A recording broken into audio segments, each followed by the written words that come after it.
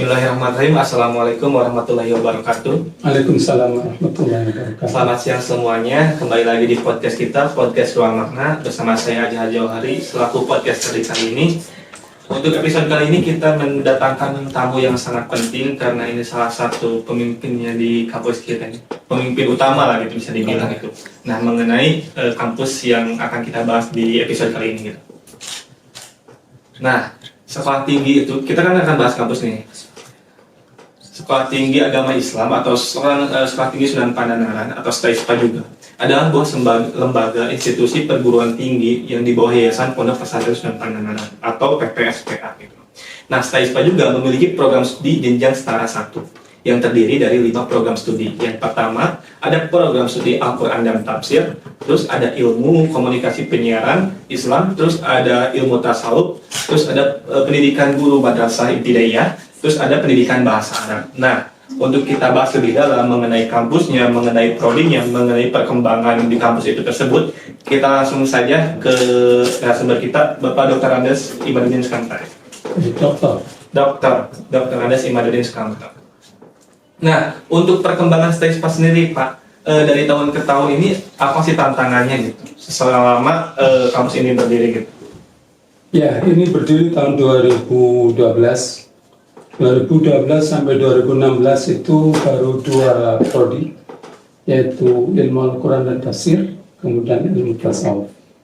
Kemudian 2016 kita buka 3 prodi baru, yaitu PPA, kemudian PKMI, kemudian baru KPI. Ya, itu sama 3 itu. Tantangannya ya sama dengan swasta-swasta yang lain, khususnya untuk akhir-akhir ini. Itu pertama karena yang negeri, perguruan tinggi negeri itu mereka mau mencari mahasiswa yang cukup banyak. Seperti UIN misalnya, UIN itu pendaftar bisa sampai 100.000, tapi ngambil hanya 4.500, itu sekitar 5.000 lah kira-kira. UI swasta itu ngambil 5.000, tapi kalau kita ini, karena ini kita akan prodi agama dalam tanda petik ya, yang kajian-kajian keagamaan, ya kita tidak mudah untuk mencari mahasiswa. Tetapi kita berupaya terus dan alhamdulillah sampai sekarang kita masih terus ada peminatnya, dan rata-rata untuk tahun ini rata-rata ya kira-kira 145 atau 150-an. Terutama ini kita baru mengalami kemarin pandemi. Waktu pandemi itu kan sangat merosot, kemudian kita mulai bangkit lagi. Kemarin itu sekitar dapat 150, sekarang juga 150 mahasiswa untuk 5 prodi. Kemudian tantangan ke depan adalah bagaimana kita mengencarkan promosi dan kolaborasi atau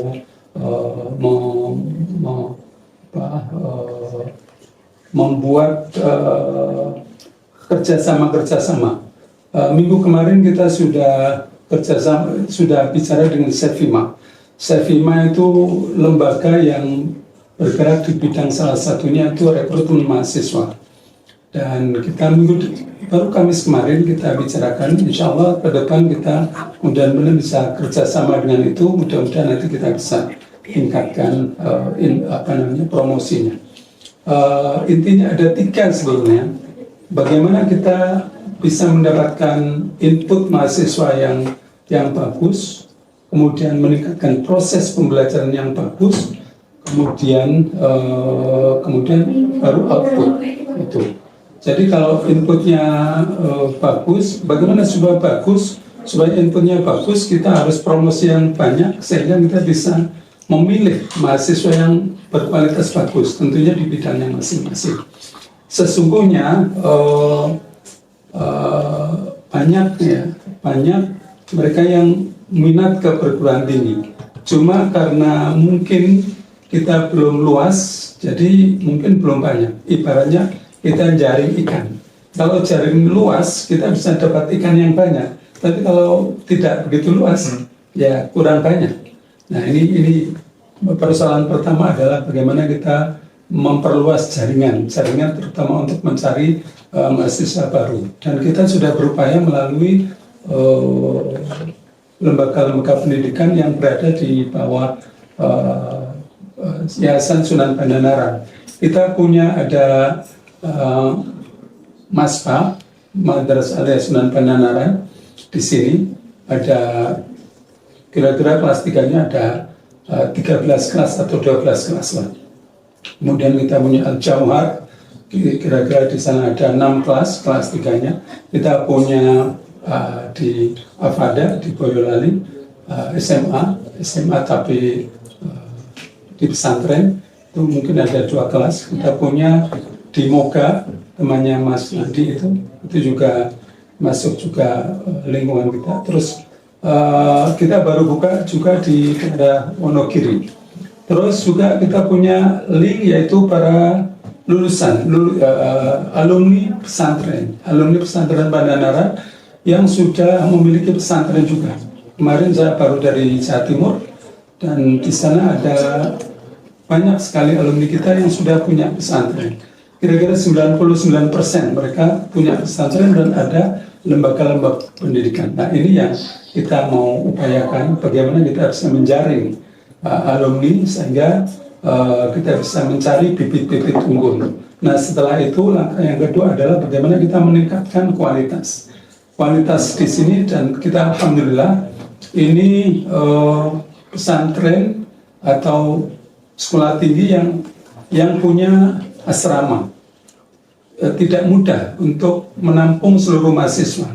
Secara teori kita itu seluruh mahasiswa di asrama, meskipun kemarin karena ada pandemi sebagian di luar, tapi secara teori para mahasiswa itu kan wajib di asrama. Nah dengan diasramakannya mahasiswa ini, maka pendidikan lebih mudah. Karena apa? Ya karena dengan asrama mereka ngumpul, kalau ada kegiatan apapun lebih cepat. Kemudian yang berikutnya kita bersyukur juga bahwa ini pesantren yang khususnya tahfidz Quran. Ini sangat menguntungkan untuk prodi IAT, dan khusus untuk prodi IAT banyak mahasiswa kita yang mereka juga sudah menghafalkan Quran. Ada sebagian mereka yang sudah selesai, ada yang dapat beberapa puluh juz, separuh sampai lebih, ada yang sudah hampir selesai, dan ini sangat menguntungkan kita. Kemudian yang berikutnya kita berada di Jogja. Jogja itu gudangnya para cendekiawan. Jadi yang penting kita ada mahasiswanya. Soal SDM atau para dosen itu sangat banyak di Jogja. Kemudian fasilitas, alhamdulillah kita punya fasilitas yang cukup lengkap. Seperti ini ada podcast yang satu lagi juga ada di RK1. Kemudian ada kendaraan, ada asrama, ada banyak hal, dan kita alhamdulillah tempat juga tidak perlu nyewa lagi karena sudah milik pesantren. Ada asrama, ini satu hal yang mendukung, saya kira itu. Untuk tahun kedepannya nih Pak, apabila melonjaknya mahasiswa yang datang ke sini sesuai yang tadi dibahas kan, kita menambah jurusan tuh kalau mahasiswa kita bertambah semakin banyak gitu kan, gitu. Mudah-mudahan gitu. Kalaupun nanti semakin banyak, jurusan apa yang akan diadakan di program di kampus ini gitu? Oke. Sebetulnya tahun kemarin kita sudah bikin panitia. Ketika kita mau upload, ternyata ada aturan. Aturannya separuh harus sudah B akreditasinya. Nah kita kebetulan yang B itu baru 2, yaitu yang lama, yaitu IAT dan IT. Yang lainnya masih C. Kenapa C? Baru pertama akreditasi. Di mana-mana kalau pertama akreditasi C biasanya. Nah, jadi dari 5 itu baru 2 yang B. Yang B itu sekarang namanya baik sekali. Nah, karena itu kita banting setir. Udah, kita fokus ke akreditasi dulu. Maka tahun ini kita nyiapkan akreditasi. Yang PGMI kita sudah upload. Kemarin sudah upload, itu kita tinggal nunggu penilaian, pengecekan langsung di lapangan. Nah, yang kedua ini nanti insya Allah PPA, kemudian IT. Nah, IT sama PPA itu mau yang kedua kali. PGMI juga kedua kali. Kalau yang IAT dan IT itu masih masih agak lama. IT sudah kedua kali juga sebenarnya, tapi dia yang paling belakangan untuk yang paling belakangan lagi adalah IAT nanti tahun 2025. Jadi sekarang yang segera kita akan mengejar adalah PPA dan ilmu tasawuf. Nanti PPA mudah-mudahan bisa meningkat menjadi baik sekali, kemudian ilmu tasawuf ilmu tasawuf bisa mempertahankan. Tapi ya insya Allah tahun depan setelah ini selesai kita akan fokus untuk nambah prodi dan kalau bisa juga membuka S2. S2 khususnya di bidang ilmu Al-Quran dan tafsir. Nah, S2 ini diperlukan karena juga untuk menampung lulusan-lulusan IAT. Dan IAT yang terbesar sekarang di sini itu IAT yang paling banyak mahasiswanya. Kemudian PGMI, kemudian KPI, kemudian IT dan PPA. Jadi ya mohon doa mudah-mudahan semua bisa dilaksanakan dengan sebaik-baiknya. Untuk struktur kampusnya, jadi untuk keuangan UKT mahasiswa ini Pak sendiri kedepannya tuh akan bertambah atau gimana Pak? Untuk kan sekarang terbagi dua golongan kan gitu, setahu saya kan ada yang sama, ada yang reguler gitu. Yang reguler pun saya ada budgetnya sendiri gitu, yang sama ada yang sendiri. Nah untuk kedepannya apakah untuk di UKT itu dinaikkan ataupun disesuaikan atau gimana Pak? Ya, jadi gini, kita ini lembaga pendidikan tinggi STAISPA itu kayak disampaikan oleh pimpinan pesantren ini sebagai sumbangsihnya pesantren untuk masyarakat. Di luar sana orang-orang yang tidak bisa bayar ya ada dua pilihan, cuti atau DO atau keluar. Di sini orang yang nggak bisa kuliah dicari supaya masuk ke sini. Jadi kita sebenarnya mengamalkan Pancasila yaitu Undang-Undang 45 yaitu mencerdaskan kehidupan bangsa itu ya. Jadi kita berupaya untuk bagaimana semua bisa mengikuti pendidikan. Nah kemudian kok ada istilah mandiri dan mahasiswa reguler. Mahasiswa reguler itu mahasiswa yang mampu. Mahasiswa yang mandiri itu mahasiswa yang memang kurang mampu tapi mereka punya minat. Nah, jadi ya kita berikan kesempatan pada mereka. Mereka bukan berarti kualitasnya rendah, tidak. Karena apa? Karena kita meniru pada pendiri pesantren ini. Itu kalau zaman sekarang ya santri mandiri juga. Itu beliau dari kecil dari awal itu nggak kerja sambil kerja. Nah santri mandiri atau mahasiswa mandiri adalah mahasiswa yang kuliah sambil juga bekerja. Ada yang bekerja di lembaga pendidikan di bawah naungan Pandanaran, ada yang di STAISPA, ada yang di keluarga pesantren. Itu mereka sangat dibutuhkan. Nah jumlahnya sekitar 60% dari 40%. Kalau sepanjang cukup maka ya udah cukup. Tapi kalau kurang, pesantren yang nambeli, yang menambah kekurangan.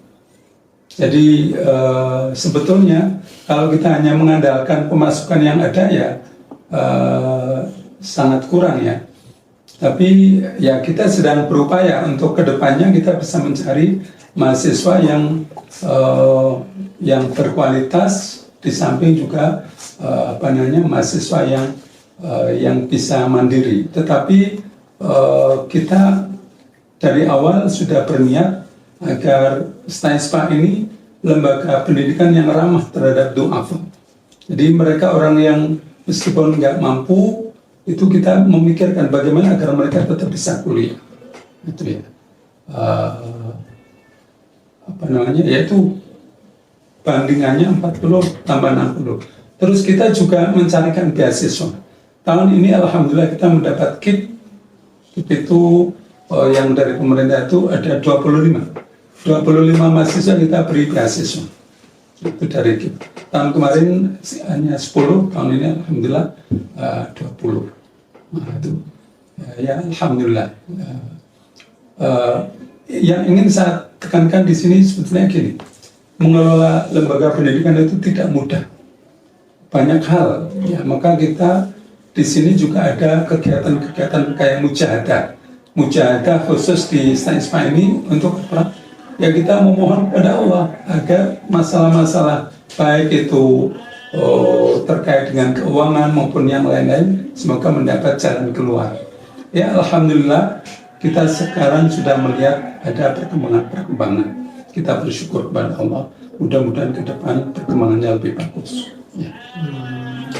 Mengenai pekerjaan yang tadi sempat dibahas Pak, untuk mahasiswanya sendiri atau yang lebih ataupun sama, kalaupun ingin menjadi tambahan nih Pak, ini ada salah satu aspirasi, diperbolehkan nggak sih untuk berjualan di kampus itu sendiri gitu? Kita nanti ini barusan dari pimpinan ada barusan waktu saya datang ke sini, kita kan memang sudah niat mau buka kantin. Yeah. Satu kantin, yang kedua toko buku atau toko kitab di sebelah timur sana, sebelah utara itu. Insya Allah mau dibangun di sana. Nah itu nanti monggo bagi mereka yang mau nambah-nambah bikin apa dititipkan aja di sana di kantin itu. Yeah. Mudah-mudahan nanti juga untuk kitab, untuk yang lain-lain, misalnya untuk HP, untuk apa itu ya, bisa juga nanti kita bikin ada ruangnya. Kalau kitab kan semua kan perlu kitab nanti ke depan itu kan ya insya Allah akan diperkuat juga kitabnya, bukan hanya STAISPA tapi juga pondok secara umum, tapi khususnya STAISPA. Jadi mungkin perlu diketahui juga bahwa STAISPA ini punya ciri-ciri khas. Pertama, cirinya adalah Al-Quran, takbir Quran, itu ciri pesantren. Kedua, sebagai ciri pesantren Pandanaran. Kemudian yang kedua, ciri pesantren secara umum, yaitu kitab.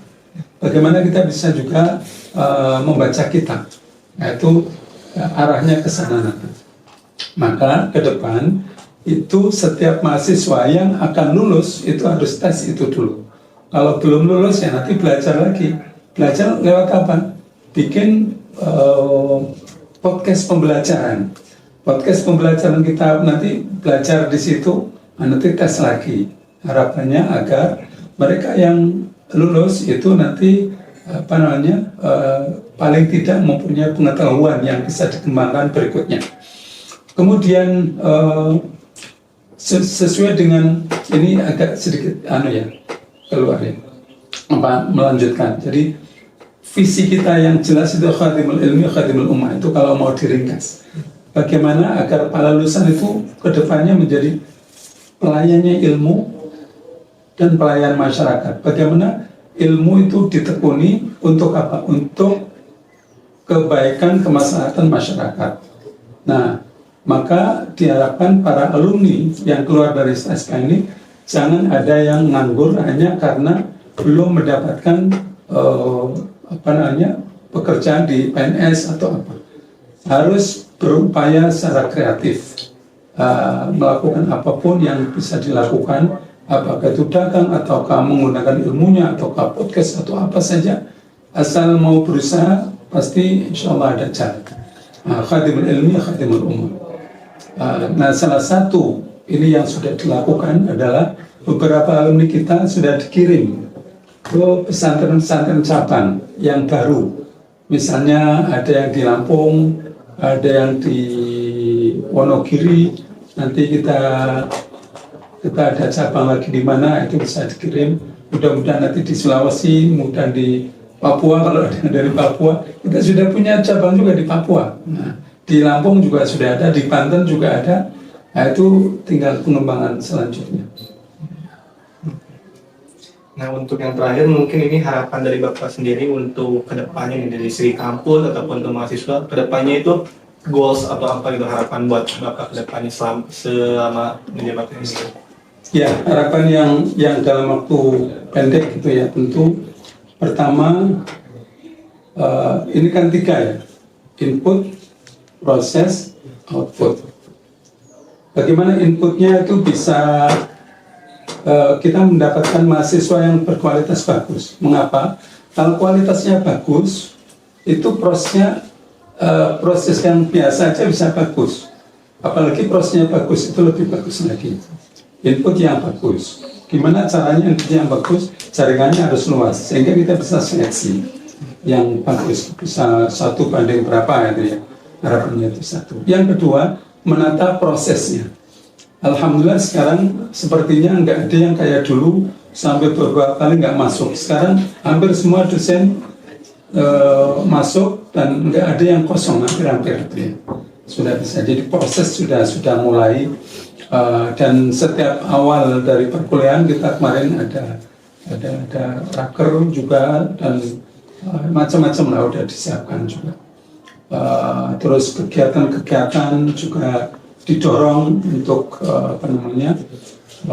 kedepannya. Belum lagi kita kerjasama dengan pesantren.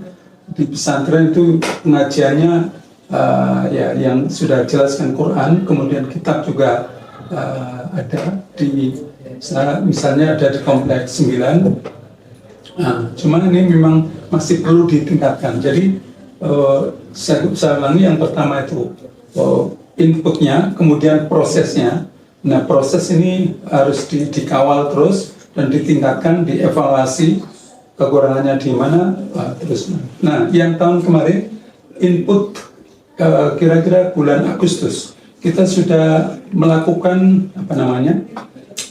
matrikulasi selama 1 bulan kemarin, bahasa Arab maupun bahasa Inggris. Yang sebelumnya hanya 6 hari kira-kira. Yang tahun kemarin sudah 1 bulan, ada bahasa Arab, ada bahasa Inggris. Harapan kita adalah agar inputnya ini bisa meningkat, bisa meningkat kualitasnya. Kemudian kita dorong para mahasiswa untuk menulis, karena menulis atau meneliti itu satu kewajiban dari dosen.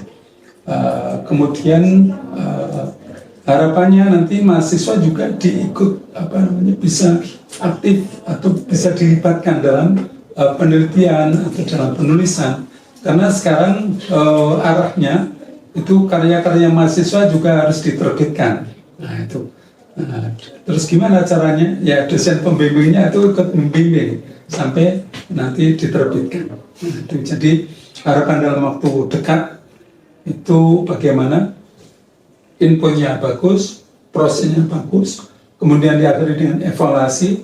Evaluasi itu mencakup ada evaluasi bahasa Arab, bahasa Inggris, evaluasi baca kitab, evaluasi tahfidz Quran yang entah seberapa dapatnya. Evaluasi ini awalnya memang hanya patoknya, hanya dapat berapa, tapi kedepannya nanti patoknya itu dinaikkan. Itu semua harus secara pelan-pelan, nggak bisa drastis ya, drastis bisa bubar nanti, pelan-pelan itu ya. Terus untuk kedepannya ya kita saya yakin kalau kita nanti mahasiswa tambah, prodinya tambah, nanti insya Allah yayasan akan bisa membantu kita. Karena sekarang yang perlu Anda ketahui, pesantren Sunan Pandangaran itu sangat besar sekali sekarang. Punya 16 cabang. Di mana cabang-cabangnya itu tidak lebih kecil dari sini. Di Gunung Kidul sudah punya lapangan. Punya TK sampai Aliyah. Di di Lampung sudah ada 20 hektar. Terus di Avanda juga sudah ada SMP SMA. Ya, jadi belum lagi yang di Bantul, yang di ini banyak sekali. Nah, itu salah satu lahan untuk mereka para alumni-alumni yang tekun, yang bisa dididik atau yang ingin pengabdian itu bisa juga nanti bersama-sama dengan pesantren juga. Itu harapan saya ke depan. Ya, yang tahu masa depan hanya Allah, yang kita hanya berusaha saja bagaimana agar usahanya baik. Yang penting adalah ada 3, ihris ala ma yanfa'uka wasta'in billah wala ta'jizat. Bersemangat terhadap apa yang baik, yang bermanfaat. Yang kedua, mohon pertolongan kepada Allah. Yang ketiga, jangan merasa lemah. Insya Allah kalau kita sungguh-sungguh mohon kepada Allah, Allah Maha Kuasa, Allah Maha Murah. Mudah-mudahan Allah mengabulkan permohonan dari kita semua. Saya kira itu. Mungkin itu aja yang bisa kita sampaikan. Kurang lebihnya kesimpulan bisa saya ambil adalah kita selaku mahasiswa maupun pendiri mau itu lembaganya sendiri, ikhtiar aja lah dulu gitu kan. Yang meskipun yang menentukan yang di atas, seenggaknya kita udah mencoba gitu kan. Apapun proses yang kita bangun, segala apapun yang kita lalui, karena apapun usaha nggak mungkin yang nggak mungkin gitu kan. Proses aja dulu, kita ikhtiar aja dulu, biar nanti penyelesaian kita baikin lagi sama yang di atas. Mungkin seperti itu ya Pak? Iya. Mungkin itu aja podcast kali ini bersama narasumber kita. Mohon maaf kurang lebihnya, kesalahannya dari kita selaku manusia, kelebihannya hanya datang dari Tuhan. Mungkin itu aja yang bisa kita sampaikan. Oke, semuanya, bye-bye.